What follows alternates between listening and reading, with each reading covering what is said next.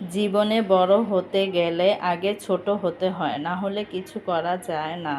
আসসালামু আলাইকুম। আপনারা সবাই কেমন আছেন? আশা করি ভালো আছেন। আমিও আল্লাহর অশেষ রহমতে ভালো আছি। আজকে একটা নতুন করে ভিডিও শুরু করলাম। যদি আমার ভিডিওটা ভালো লাগে তাহলে অবশ্যই লাইক, কমেন্ট, শেয়ার এবং সাবস্ক্রাইব করে আমার পাশে থাকবেন। এই তো দেখেন, এখন আমি রেডি হয়ে চলে যাচ্ছি আমার ছেলের স্কুলে।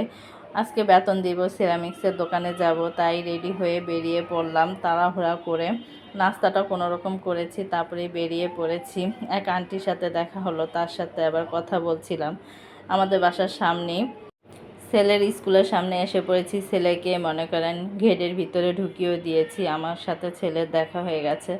এখন মনে করেন আমার ছেলের বন্ধুর আম্মা আর আমি একসাথে এসেছি, ফোনে যোগাযোগ করে ভাবি স্কুলে যাবেন কি না, মানে একসাথে আমরা যোগাযোগ করে তারপরে স্কুলে আসি।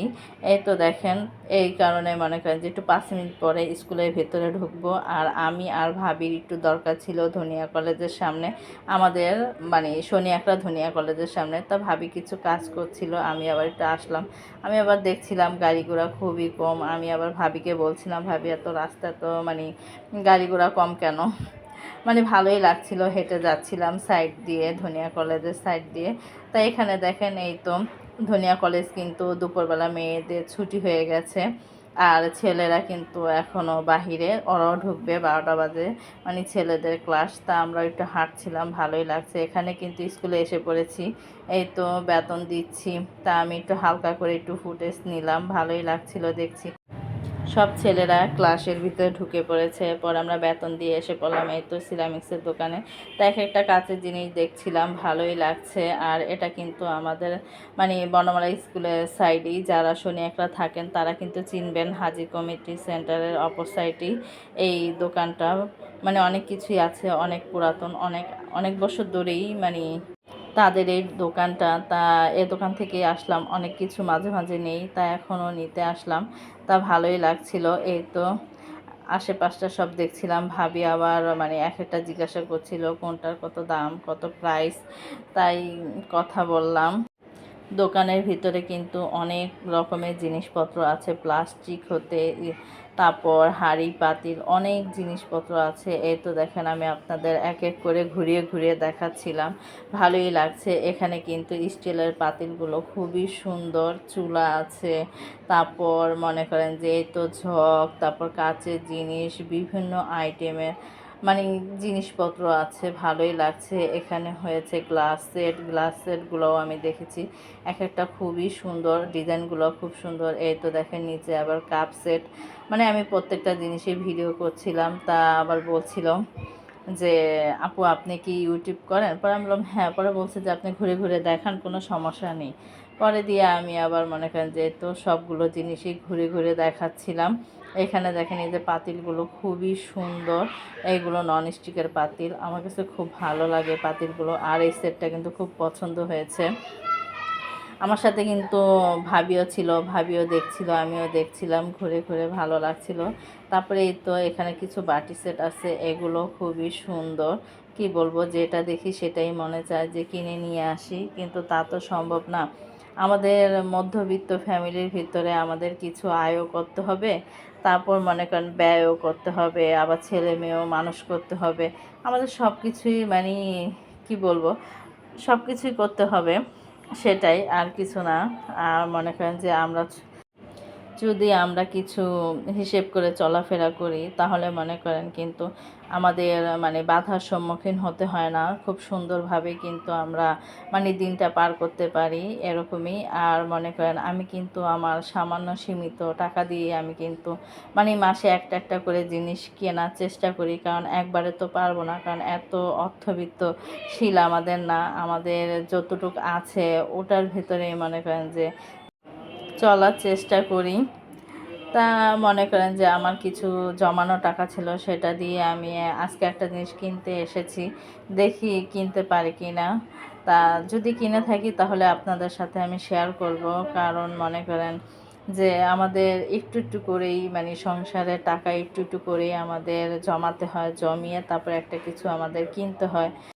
ঢাকা শহরে মনে করেন যে বাসা ভাড়া, তারপর ছেলেমেয়ের পড়াশোনার খরচ, তারপর আবার আপনার খাওয়া দাওয়া কম পড়ে না, কিন্তু অনেক টাকা কিন্তু পড়ে যায়। কিন্তু তার ভেতর থেকেও কিন্তু আমাদের মানে আমরা যারা মানে মহিলারা সংসার করি, আমরা কিন্তু মনে করেন বাজারের থেকে অল্প কিছু কিছু টাকা জমিয়ে কিন্তু আমরা এক একটা কেনার চেষ্টা করি, কারণ বেশি টাকা দিয়ে কিন্তু আমরা পারবো না। তাই মনে করেন যে অল্প কিছু টাকা জমিয়ে আমরা এক একটা জিনিস কিনে কিন্তু সংসারে অনেক কিছুই আমরা কিন্তু সাজিয়ে গুছিয়ে নিই আমাদের মনের মতো। আলহামদুলিল্লাহ, যেরকম আছি আল্লাহ দরবারে শুকরিয়া, ভালো আছি, খেয়ে পরে ভালো আছি, স্বামী সন্তান নিয়ে আলহামদুলিল্লাহ। এই তো দেখেন আপনাদের সাথে অনেক কথাই বলে ফেললাম সংসারে। এটা কিন্তু আমার ক্ষেত্রে না, এটা মনে করেন প্রত্যেকটি ঘরে ঘরে সংসারের মানে আমরা মহিলারা কিন্তু এই কাজটা করে থাকি। স্বামী যে টাকা পয়সাগুলো এনে দেয় বাজার সদাই হতে আপনার রুম ভাড়া, ছেলেমেয়ের পড়ার খরচ, সব কিছু মিলেই কিন্তু বড় একটা অ্যামাউন্ট এসে যায়। তারপর ওইগুলো থেকেই কিন্তু আমরা একটু একটু করে জমিয়ে কিন্তু আমরা আমাদের নিজেদের শখ চাহিদা পূরণ করি। এটা সবার ক্ষেত্রেই, আমার ক্ষেত্রে সব একই। তা সেটাই আমি আজকে আপনাদের সাথে শেয়ার করলাম কথাগুলো। এই তো দেখেন এত সুন্দর সুন্দর জিনিসপত্র দেখে মানে মন চাচ্ছে যেটা খুশি আমি সেটাই নিয়ে যাই, কিন্তু আমার পক্ষে তো সম্ভব না। আমার যতটুক আছে আমি ততটুকের ভিতরেই কেনার চেষ্টা করব। আলহামদুলিল্লাহ, প্রত্যেকটা জিনিসই সুন্দর। এই তো বাসায় চলে এসে পড়েছি, যেটা মানে পছন্দ করেছিলাম সেই জিনিসটাই কিনে নিয়ে এসে পড়েছি। অনেক দিন ধরেই ভাবছিলাম যে আমি এই সেটটা কিনবো, আমার খুবই পছন্দের একটা সেট, কিন্তু ভাবছিলাম কিন্তু সময়ও হয়ে ওঠেনি, তারপর যেতেও পারিনি, যাব যাব করে বলছিলাম, কিন্তু ফাইনালি আজকে গেলাম, মানে উদ্যোগ যেহেতু নিয়েছি কিনবো তাই কিনেই নিয়ে আসলাম। সেদিন আদনানের বাবাকে নিয়ে গিয়েছিলাম RS মার্কেটে, আমাদের এখানে মানে অনেক দাম চায়, এই কারণে আমি আনতে পারিনি।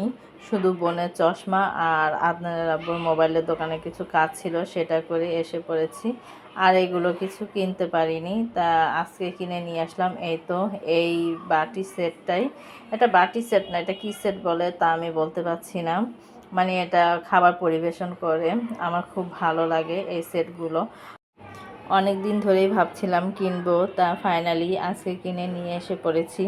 ছেলের স্কুলে গিয়েছিলাম আর ভাবিকে বলেছিলাম, ভাবি আপনি স্কুলে যাবেন কিনা, পরে ভাবি বলল যে হ্যাঁ আমি যাব, আপনি আসেন। তবে ভাবিকে নিয়ে যেই এই তো এই বাটিগুলো কিনেছি, তা খুব ভালো লাগছে আমার কিনে এনে, কিন্তু বাটিগুলো কিন্তু খুবই সুন্দর, ভালো লাগছে। এক একটা খাবার পরিবেশন করলে কিন্তু এই বাটিগুলোর ভিতরে দিলে খুব ভালো লাগে, তাই কিনে নিয়ে আসলাম।